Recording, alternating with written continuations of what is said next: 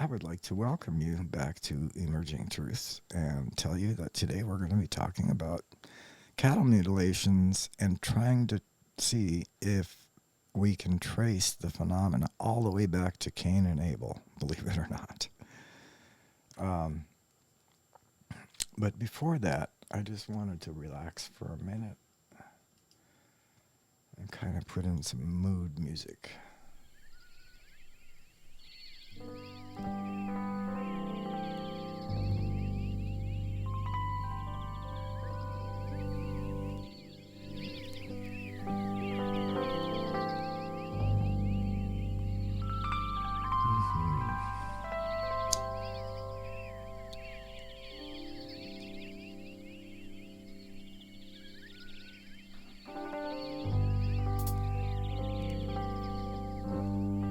Listen to this beautiful guitar thing that Pat does right here. I just love that.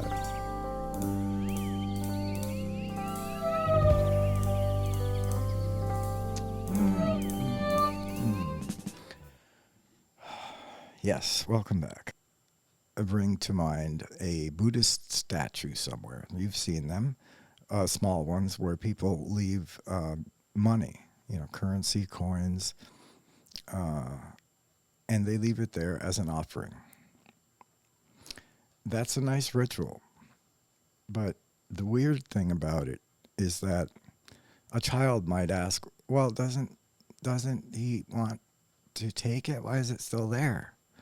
And that's the problem, isn't it? And that it's a ritual that had a deeper, more easily understood um, mechanism. Mechanism isn't the right word. It made a lot more sense in the original form, and I'll tell you why. In the Bible, it made more sense because God actually took what they offered, the meat, and I say God, advisedly, just have to refer to what the Bible says. I don't subscribe that this is God. I think this was Yahweh, and Yahweh was the Lord, the Elohim that was chosen to be the Lord of this planet. Um, Yahweh, Jehovah, whatever, the guy from the Old Testament. So,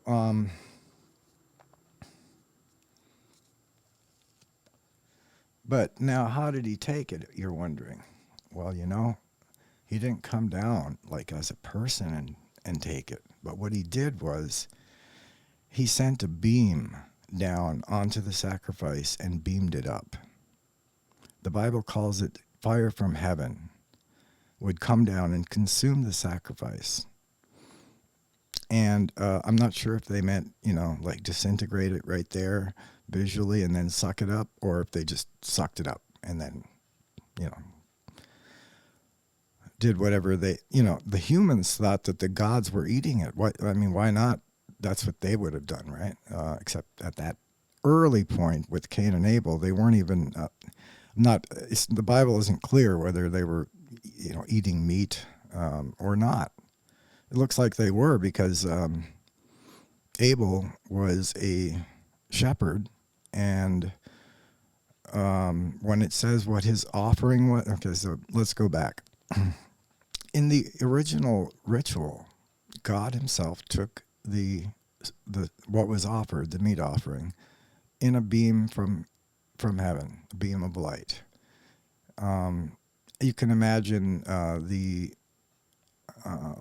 if you've ever heard of solid light, this is what we're calling in the UFO circles the light beam that comes down from the ship, and it let me get my hand into view here.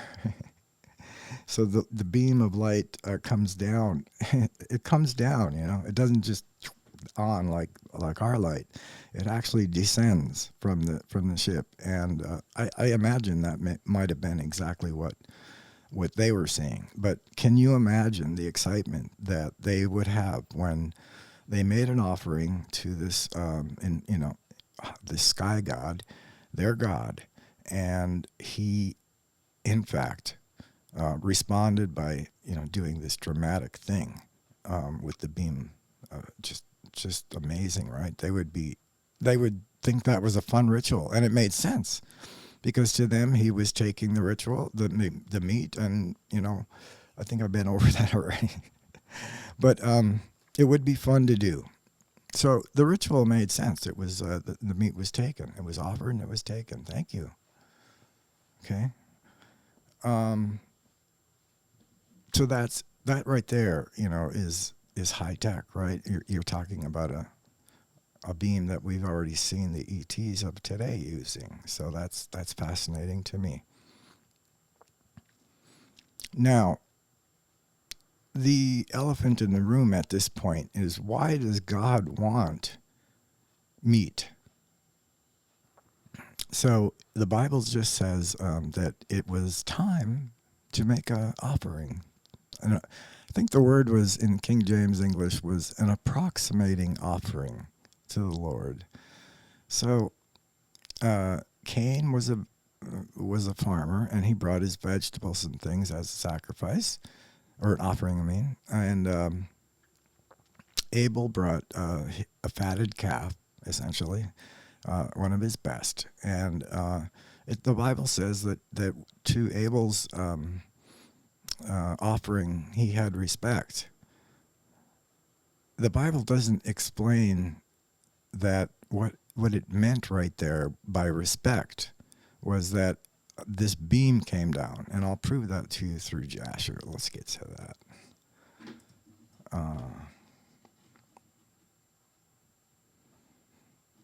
Okay, let's read this Jasher. By the way, Jasher is not a book that's in our canon, but it is referenced by the Bible. There's a reference that goes something like this. And I am not going to talk about X, Y, and Z here because, behold, is it not already written in the book of Jasher? It's like that. So here's Jasher 1:15. And it was at the expiration of a few years that they brought an approximating offering to the Lord. And Cain brought from the fruit of the ground, and Abel brought from the firstlings of his flock, from the fat thereof. And God turned and inclined to Abel and his offering, and a fire came down from the Lord from heaven and consumed it.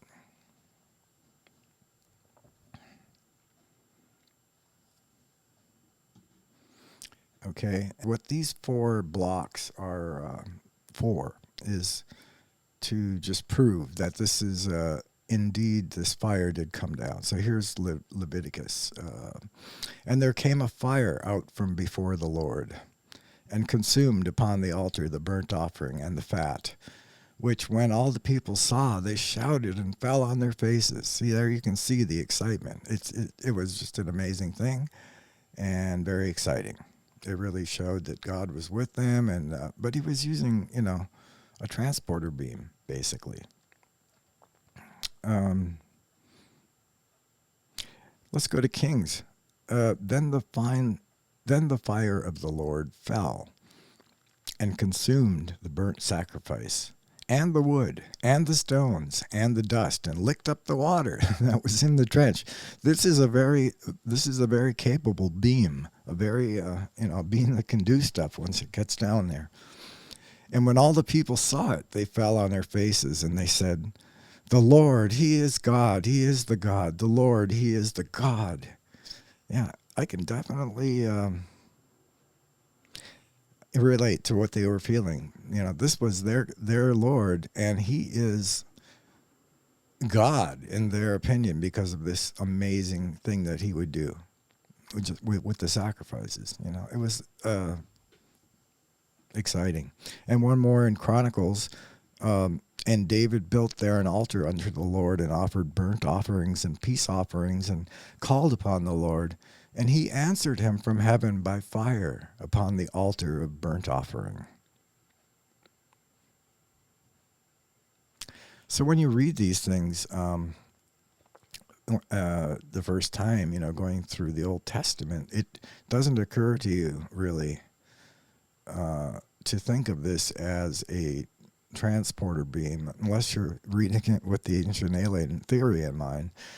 And yes, with that theory in mind, it really does stand out here that all of these were examples of beams coming down. And let's see, one more. There's two more, but the next one is from Chronicles, Second Chronicles, or Chronicles 2, as Trump would say. No, I'm not going to make fun of Trump because you like Biden? Ugh. Okay, so now when Solomon had made an end of praying, the fire came down from heaven and consumed the burnt offering and the sacrifices, and the glory of the Lord filled the house. Now, what they mean is, this is, the Bible just assumes you know what they mean. And so that's one of its, just the way it is. And the author thinks you know what he means by the glory of the Lord filled the house.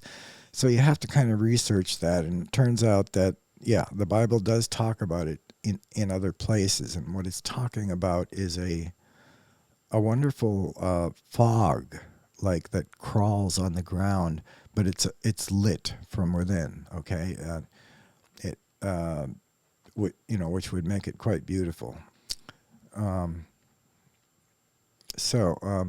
But this last one is just amazing, because in this, I'll just read it here. And in this example, the beam of light is used not only to consume the sacrifice, but to transport the angel of the Lord back up to heaven in front of two people. So what we're talking about is there is this couple, Manoah and his wife.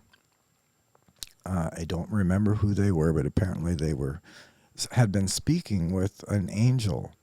And at the conclusion of him speaking with them, he went into the beam of light that came down to consume their offering to God. And he jumped into that beam, and so the sacrifice and him, the angel, both went up in this beam. Okay?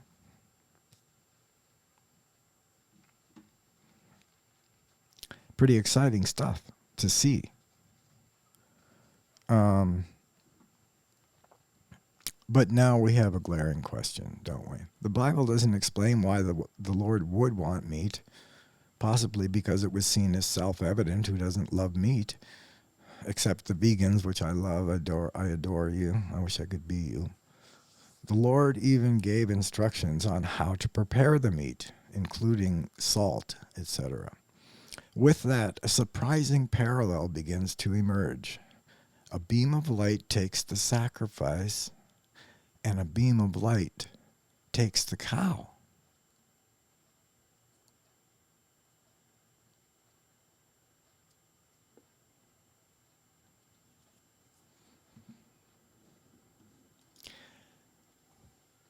Okay, but there's more to this little interaction here. Because first of all, it says that when Cain's sacrifice was not beamed up, his countenance fell, and he was wroth. Now, I can imagine that reaction. And his response was to get angry at Abel.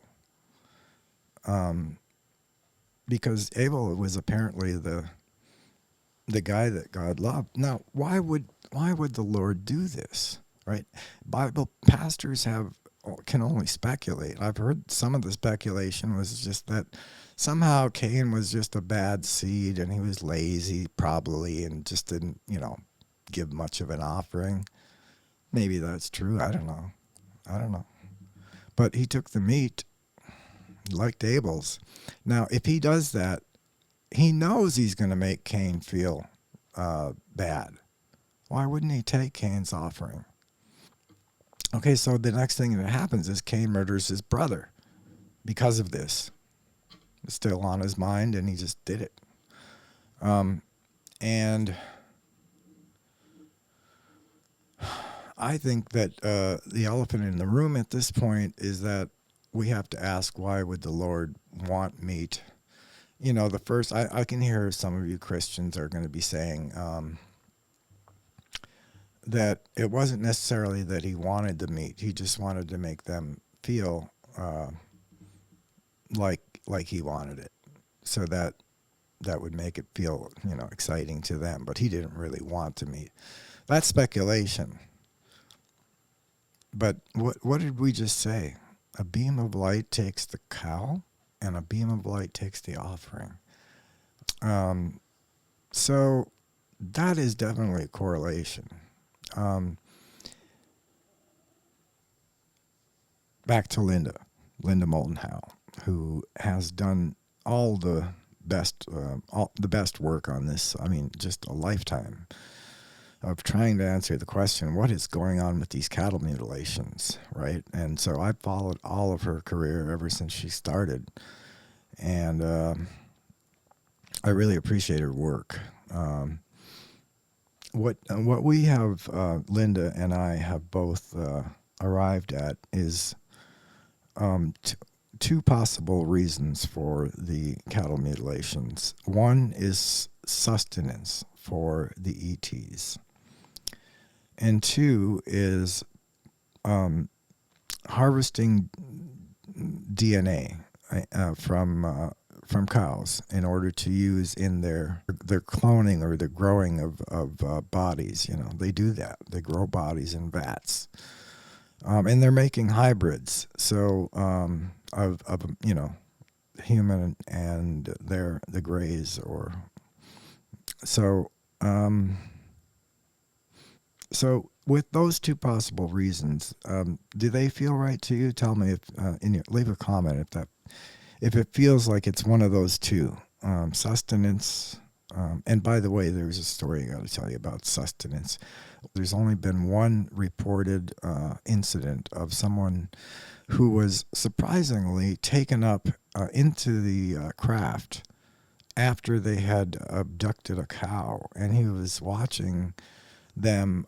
They said that they had made a slurry of the cow, and they were drinking it to nourish themselves. And that's the only that's the only time I've ever heard of someone getting up into the ship in the middle of an abduction happening, a cow mutilation happening. So very strange story, but that one came from Linda as well. And so that's sustenance is definitely a possibility. It's really, but if we look at this, it seems below most of the ETs. It seems like the behavior is kind of crude. I mean, not kind of crude. It's downright crude. I mean, they're stealing somebody's cow. They're killing it and dropping it back on the property, like with the heart missing and, the rectum and you've heard it all. But, weird parts that are taken very precisely. And then even the phenomena of, if there was an organ inside of a sack, the sack remains completely uncut, and yet the organ inside of it is gone. So, I mean, it's very clear that, somebody with better technology than we have. But it's not very nice conduct. In fact, I got a kick out of one. I just love this guy. One of Linda's, he was a rancher, and his complaint was, why don't they just come and ask me? I would make a deal with them. They could take my cow, and I could get maybe my wife healed of cancer. Why not? He didn't say that, but he did say that he would have made a deal. I don't know what kind of deal it would have been, but no deal. They're just going to take your cow and do what the fuck they want with it and drop it on your land when they're done with it, and you can clean it up. Okay? Hope you weren't too attached to it. And some, our farmers, they become very attached. I know that decreases when they have tons of them, but they love all of them. They're good people. But anyway, so I don't really like that aspect, and that makes me wonder who's doing this. And we need some apologies for that. I mean, I know humans. Yeah, you can judge us, and we're fucked.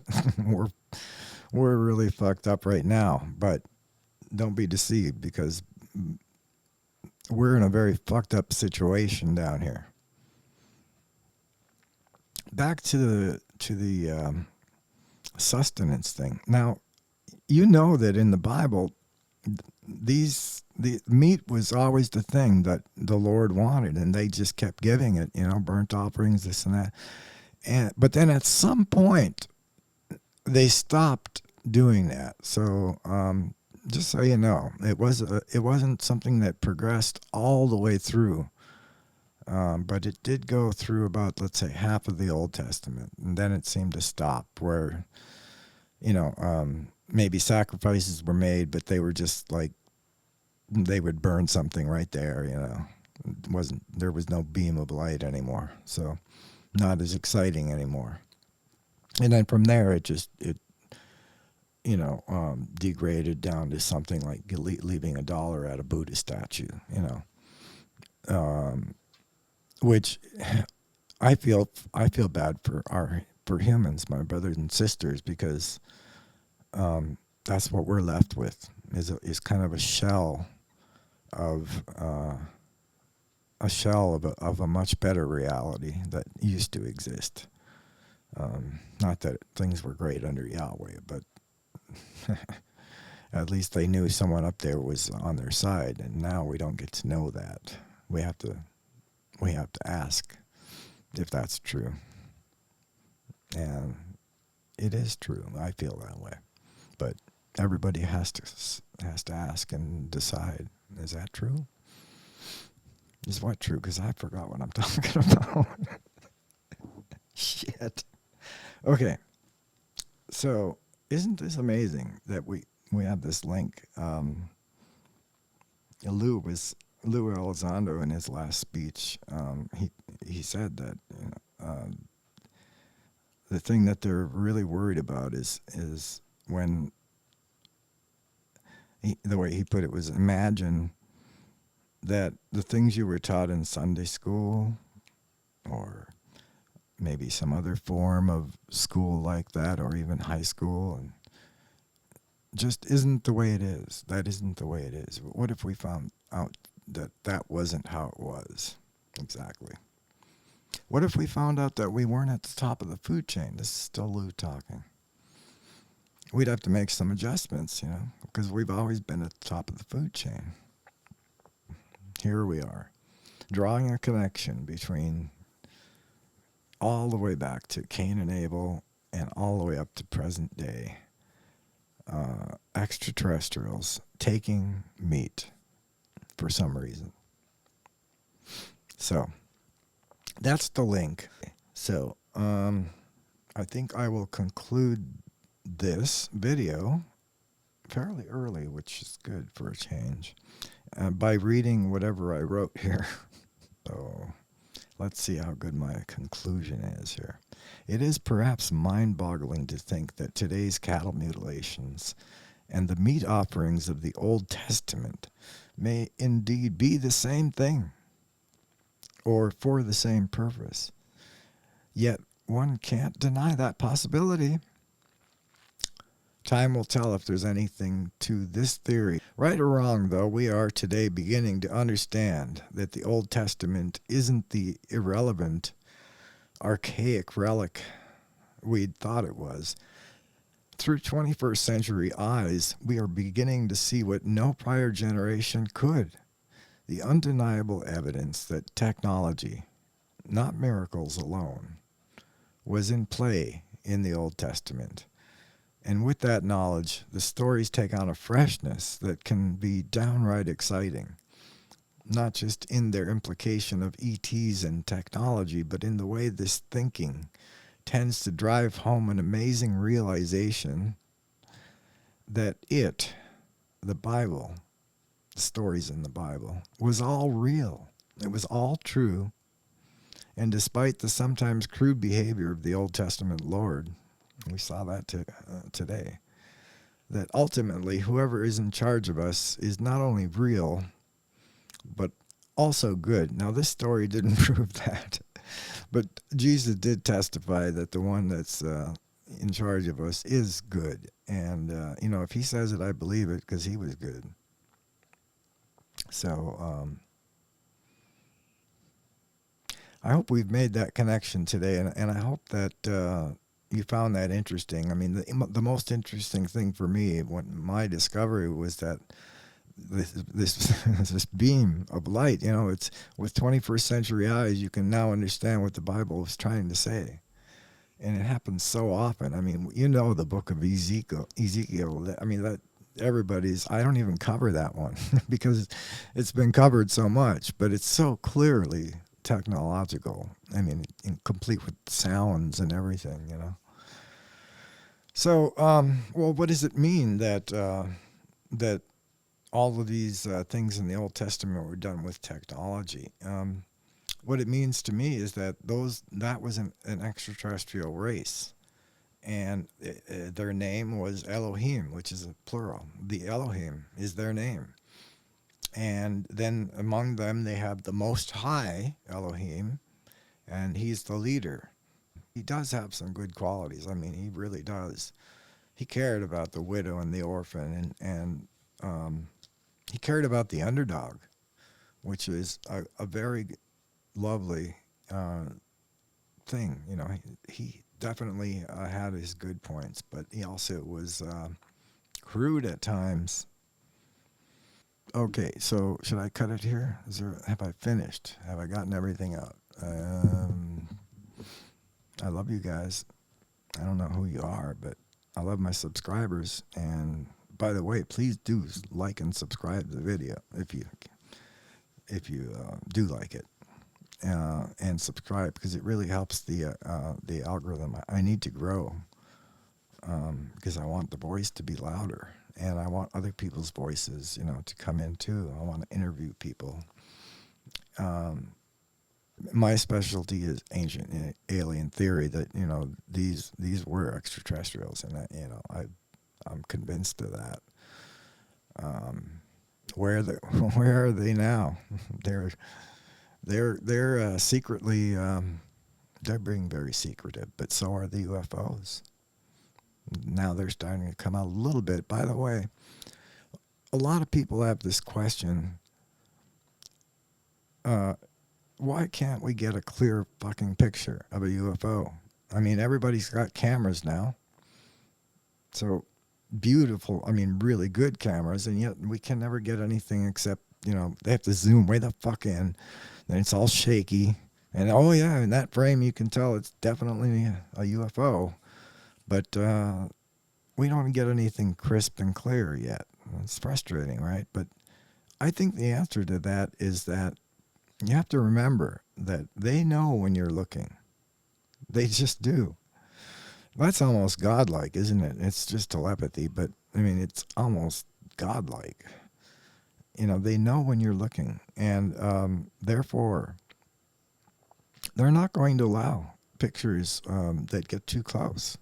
They're just not at this point. But on the positive side, I have to tell you that the man who knows the most about this right now is probably Lou Elizondo. And I can tell you that because I read between the lines of everything he said in his last interview. If you check out my review of the interview, but also check it out on Kurt Jaimungal's Theories of Everything channel. Amazing interview with Lou. Lou, by the way, I can't help but interject here that Elon Musk today, or not, recently, said that, hey, there's no aliens. Trust me, if we had their technology, I would know. Well, you know what, Elon, you miscalculated on that one. Sorry, bud. Haven't you read anything? The Bob Lazar story? the most important story, I think, of all time. And solid as a rock. So, it's exciting times. I mean, we could see Jesus coming back. We could see ETs coming out with technology and med beds and healing. Oh my God. So many good things if the kingdom of heaven came to earth. That's the way Jesus likes to refer to it. A lot of suffering going on down here. But I know he knows. So the question is, why isn't anything being done? Well, I guess it has to play itself out. And I don't know how far that's going to go, but I'm telling you, I've never felt like this in my life. I mean, I feel like something's happening that's just surreal. Just a feeling. I guess it was COVID, right? I mean, that really made us all feel really weird because we all went inside and stuck inside, and so that was very weird, and it's still going on. So that's weird. I guess that's part of the weirdness I'm feeling. But the other part is the fact that the government admitted UFOs are real, and now that's a giant first step. The Pentagon actually admits that. They are unknown, and they're going to find out what they are. Well, yeah, okay, so it's just a matter of time before they admit that these are extraterrestrial craft. And they will admit that. So that's coming. And I think what's also going to come is medical technology, extraterrestrial in origin, and they're called med beds, and they are able to heal you at the DNA level, and at the, I guess, yeah, that's correct. They fix your DNA errors that are in there, and they regenerate your body, make you younger if you want. And who wouldn't for a while, I guess. I don't want to be here forever. It's a hell of a world down here. I don't want to be all healthy to watch the apocalypse. I'm already seeing it. Watch a video on YouTube called the 10 worst ghettos in the United States. And yeah, it's disgusting that we've turned our back on these cities and people that are just struggling. Got nothing. $15,000 a year if they got a job. Anyway, I digress. But also, amidst all the pain, we remember that it's darkest before the dawn, and we're seeing it get dark, and we can handle it. All we need is each other. And don't forget to tell the one you love that you love her or him.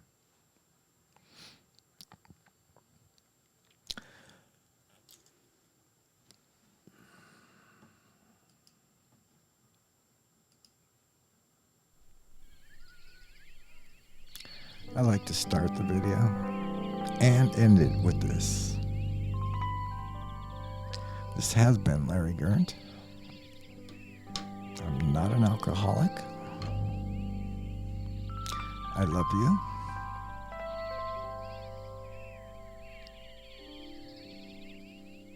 See you next time.